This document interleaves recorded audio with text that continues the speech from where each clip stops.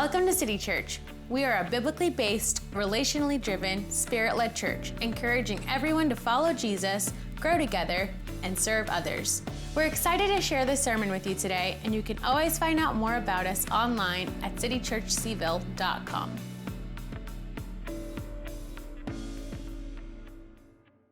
Well, good morning, everyone. Let's try that again. Good morning, everyone. There we go.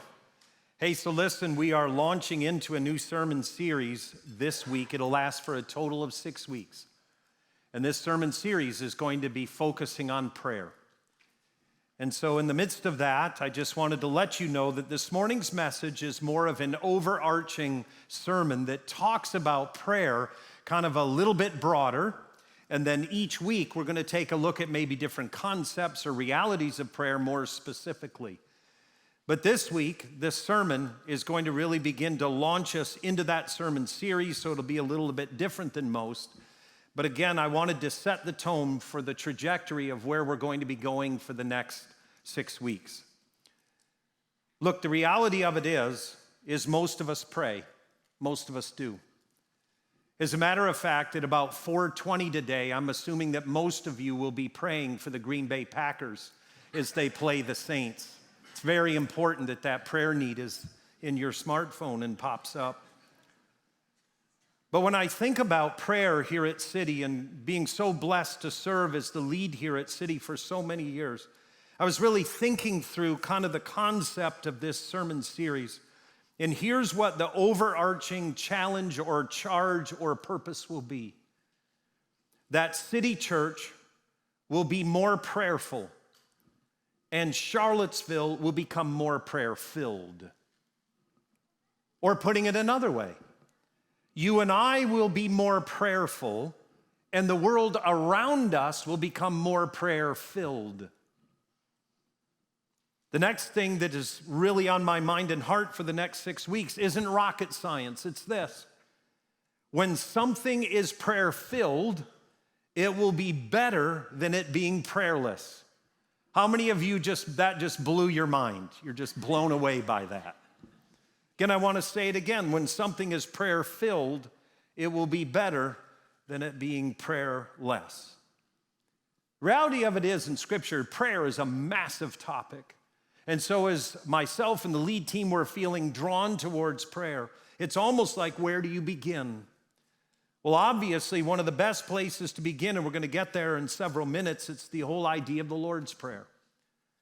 But as I was looking at prayer, even in our culture, I found a great definition for prayer on a website where you would never expect it, and it was from the BBC website. Here's the definition of prayer. Christians describe prayer as a conversation with God. Prayer can be silent or said out loud. It can use set words like the Lord's Prayer or a person's own words. In prayer, Christians lift their minds and their hearts to God. On that same website, it broke down the different types of prayer. We'll probably cover these over the next 6 weeks. There's adoration, which is praising God for his greatness in prayer. Confession is where you own up to your sin in prayer. Thanksgiving is thanking God for his many blessings in prayer. Petition is asking God for something. And intercession is asking God to help others who need it. There's many types of prayer in the Scriptures. But when you look at prayer in our culture, it gets incredibly fascinating. In 2014, the Pew Charitable Trust did a study about prayer in our culture. It said more than half, 55% of all Americans pray every day, while 21% say they pray weekly or monthly, and 23% of Americans say they seldom or never pray. Even among those who are religiously unaffiliated, they choose no religion. 20% say they pray daily. Isn't that fascinating? No religion. And yet 20% pray daily. Now, when it comes to those of us who pray every day, I don't think the numbers will surprise you. Women, you pray more than men. Give yourselves a hand, ladies. You pray more than men. It's because you know your husbands or boyfriend or brothers or whatever, they need it desperately. That's why you pray more. But when it comes down to it, for those of us that pray every day, women are 64% of the total, and men are 46. Men, we must do better. Come on now. Now, it's also interesting to note, and this won't surprise you, that when it comes to Americans, if you're 65 or older, 65% of women and men over 65 pray every day. And those who are 30 or younger, 41% pray every day. Now, before we read our text, which is the Lord's Prayer found in Matthew 6, I would like to bring some pastoral thoughts. Again, this sermon is sort of the overarching trajectory sermon for this sermon series. And in the pastoral thoughts, there's several that I've written down. First of all, I remember when I first went to church. I understood the sermon relatively well. Worship made sense to me, but prayer was odd but good.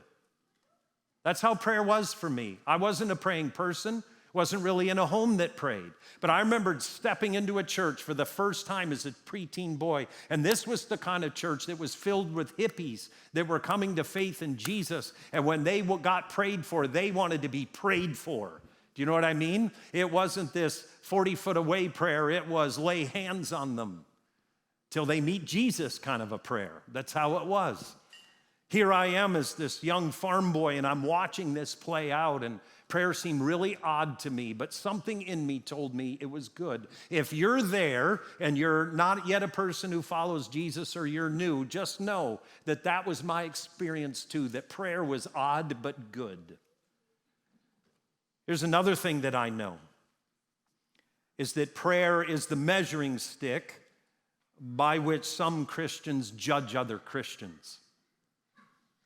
If they think you're a praying person, then you're a good or solid Christian. Other believers will judge other believers by how they give their money, or how much you work towards justice, or how much you serve the poor, or any number of things. But prayer, oftentimes in my 3 decades of pastoral ministry, I've noticed that Christians can take that prayer and kind of judge each other by it. Another thing that I've noticed is this, and I want you to catch it. I have no way to measure this, but I think it's true.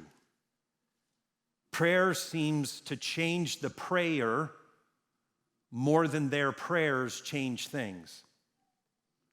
What I've noticed is, if someone is a prayerful person and they pray often, it appears to me as the fact that they are praying changes them at times more than their prayers change things outside their life.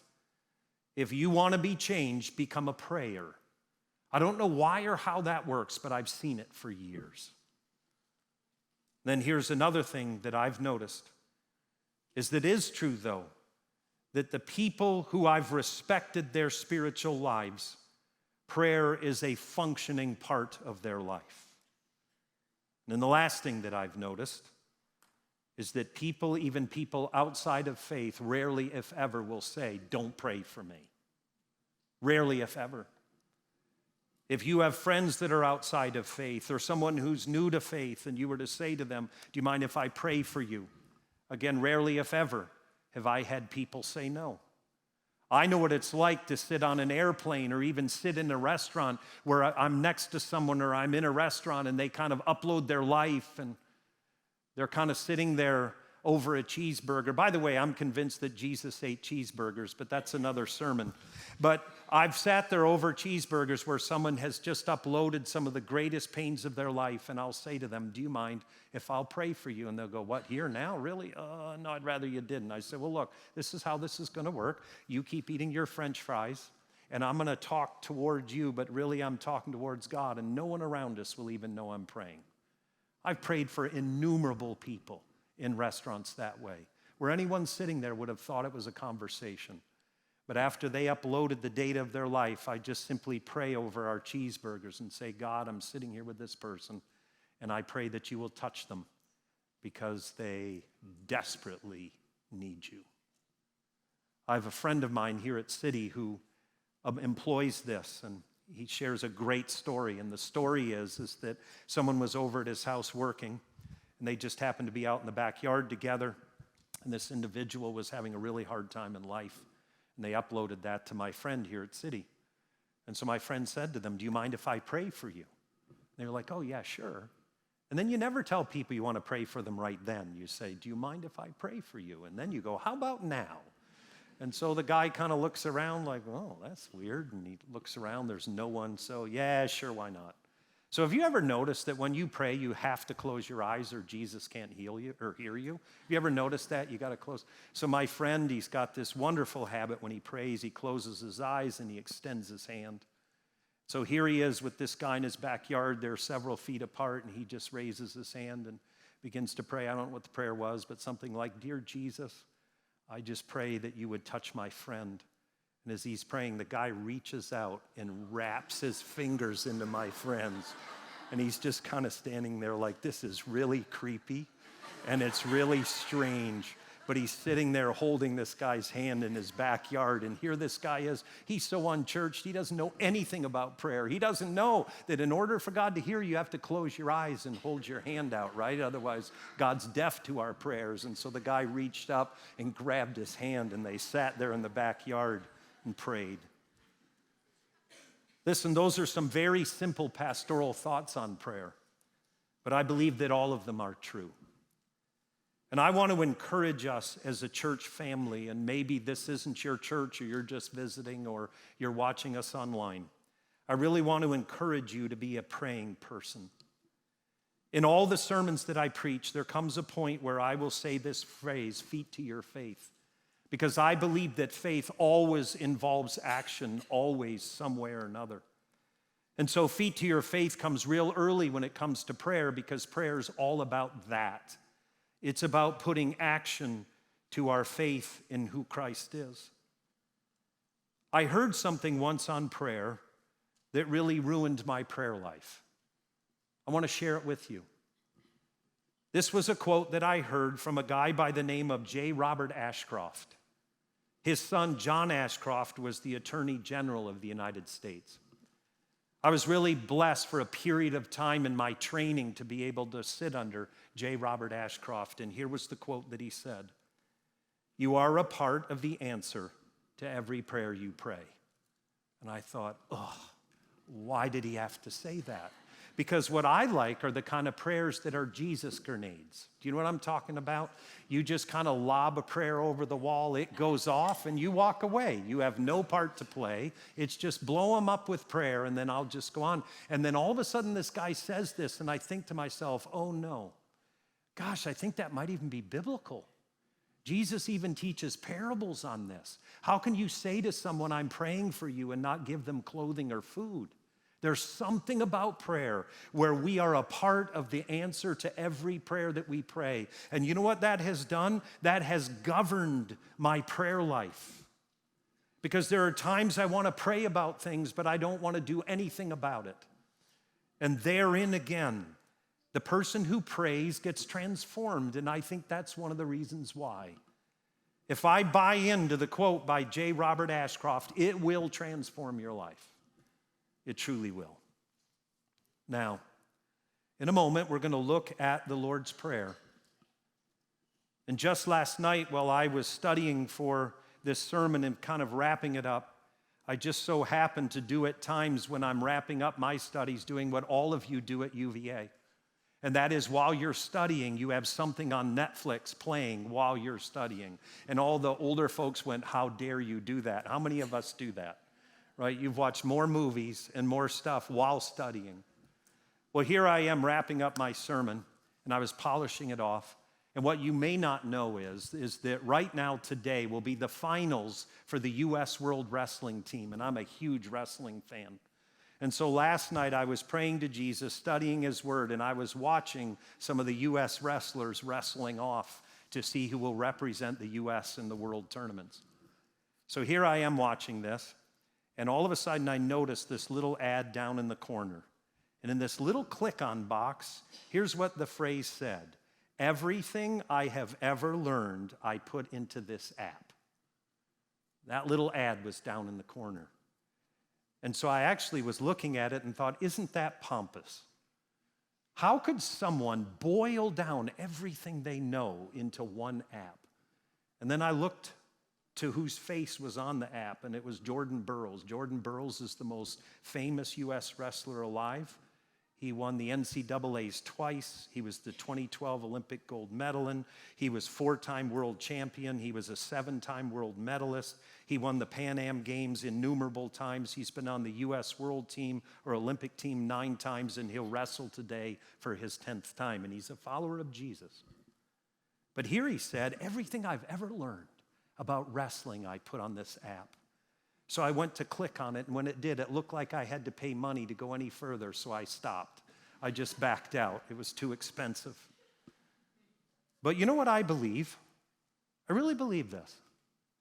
I believe the Lord's Prayer is that. I believe that the Lord's Prayer is Jesus boiling down everything you need to know about prayer to really get started. There's more, but to get started is found there. It's right there. It's this prayer that you can close your eyes and memorize. Many of us can just say it and we don't even know where we learned it.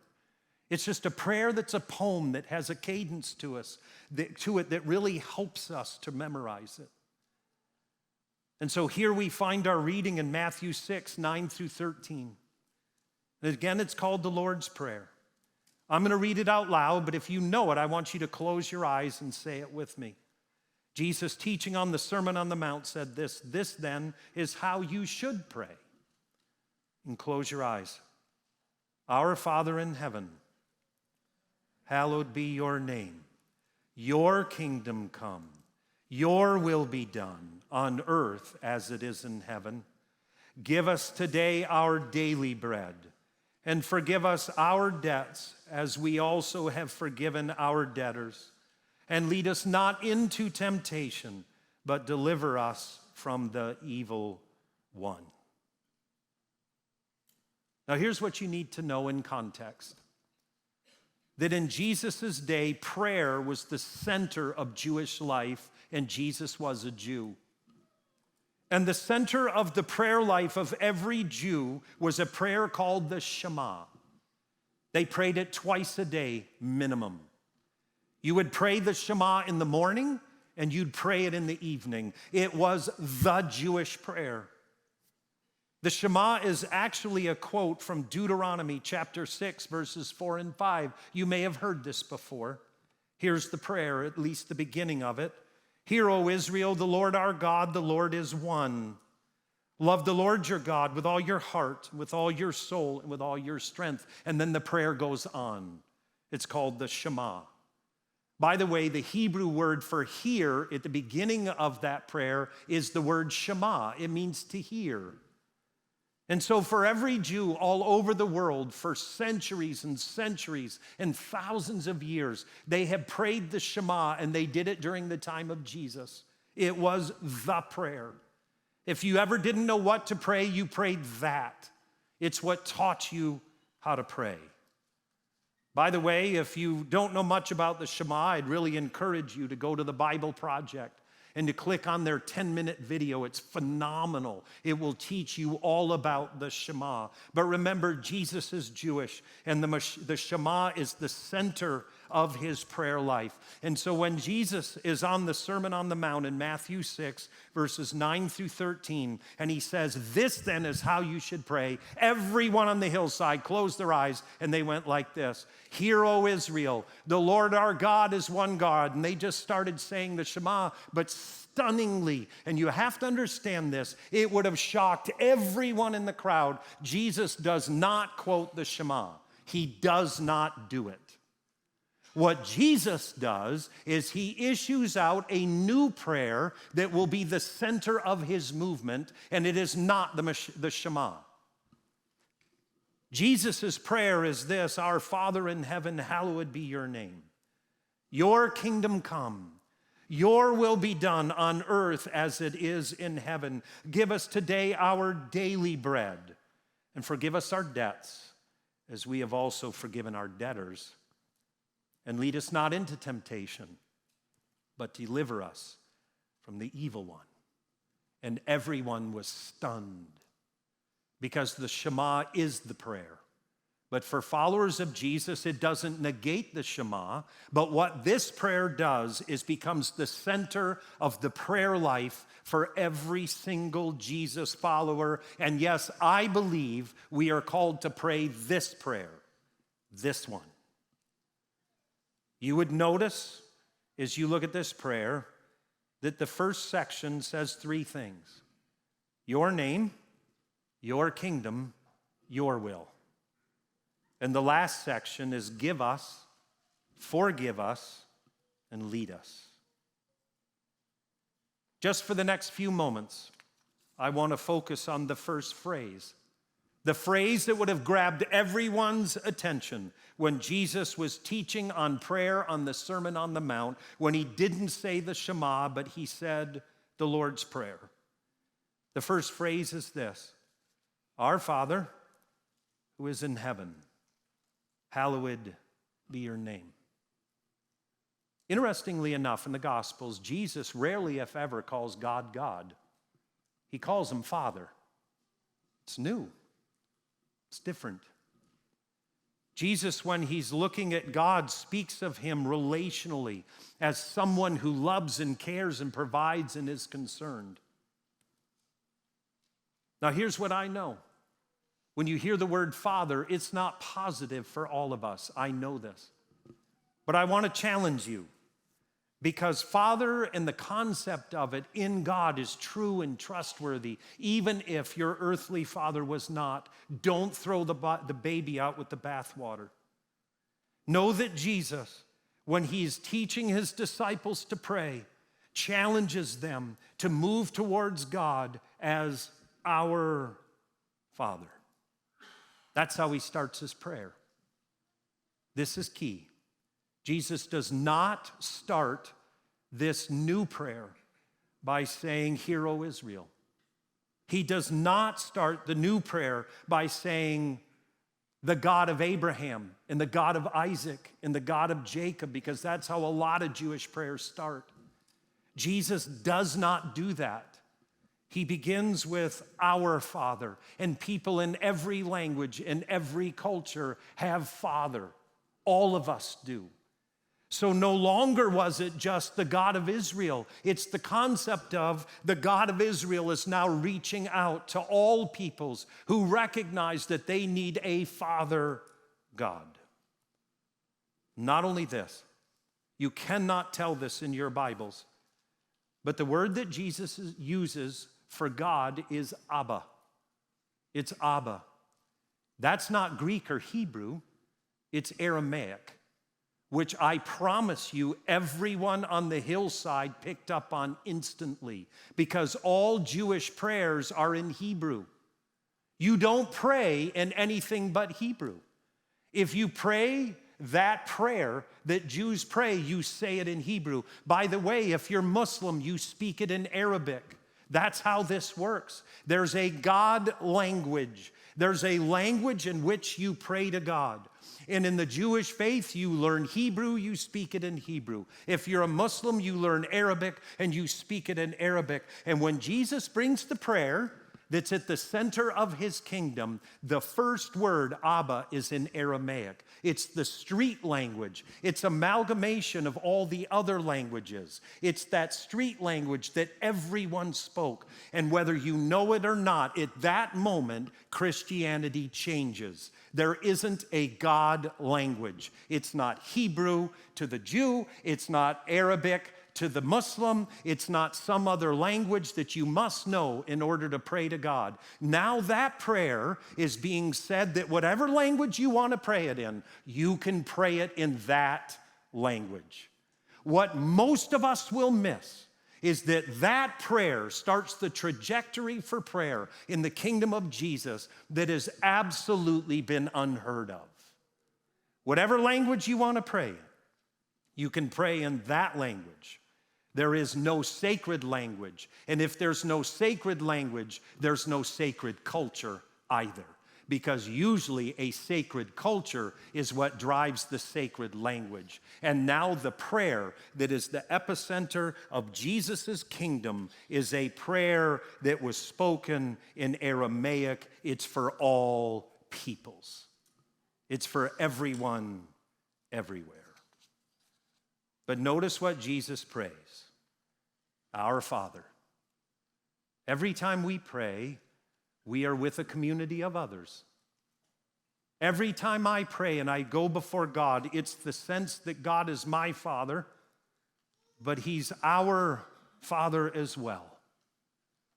Again, it's no longer limited to, "Hear, O Israel, the Lord your God is one God." Now it's this, it's anyone who believes they need God to be their Father. You are welcome to be a part of this prayer thing that Jesus is doing.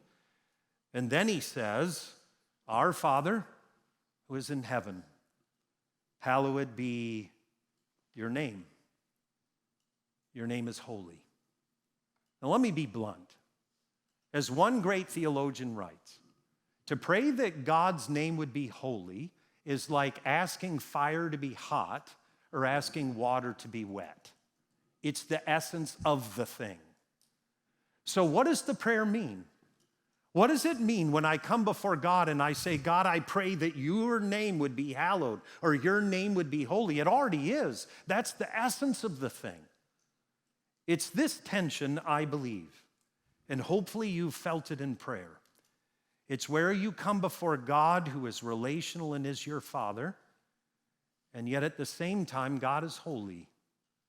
God's this heaven God. God is this God that is completely righteous and completely holy, and sin has no part of him. And holy ultimately means separated, set apart. It's that kind of a God. And yet Jesus' prayer calls us to stand in the middle of those. That God's a Father who's relational and caring and concerned, and yet it's still that God who is holy and separate and righteous and all of the stuff that makes God God. And yet Jesus' prayer calls me to step into the middle of that.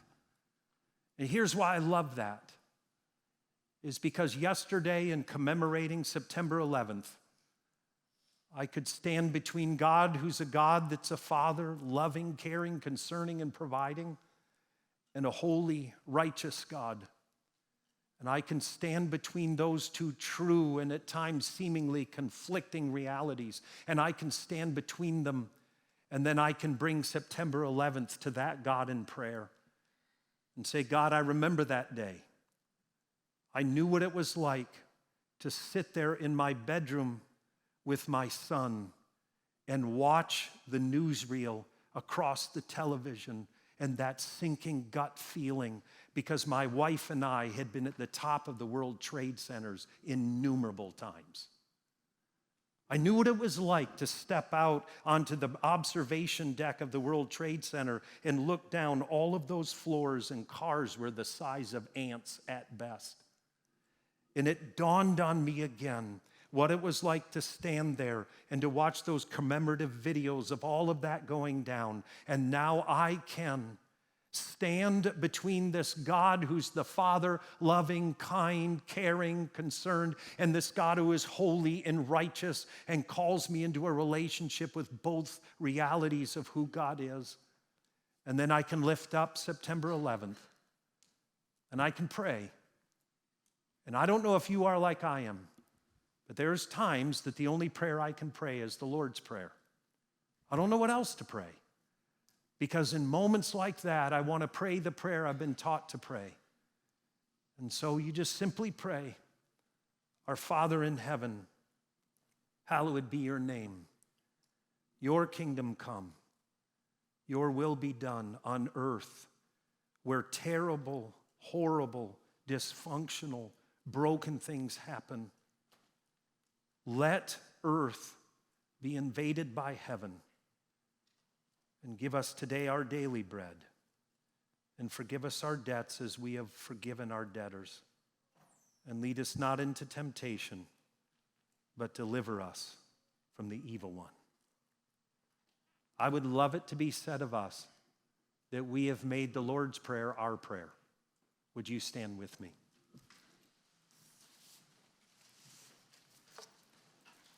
As we stand together, can you one more time close your eyes in the Lord's presence? We're going to move towards a time of worship. But my prayer for all of us is that we would be a prayerful people so that the world around us would be prayer-filled. I believe that a prayer-filled world is better than a prayerless one. And God calls us to do that. Close your eyes in God's presence. And if you know it, say it with me. Our Father in heaven, hallowed be your name. Your kingdom come. Your will be done on earth as it is in heaven. Give us today our daily bread, and forgive us our debts as we also have forgiven our debtors. And lead us not into temptation, but deliver us from the evil one.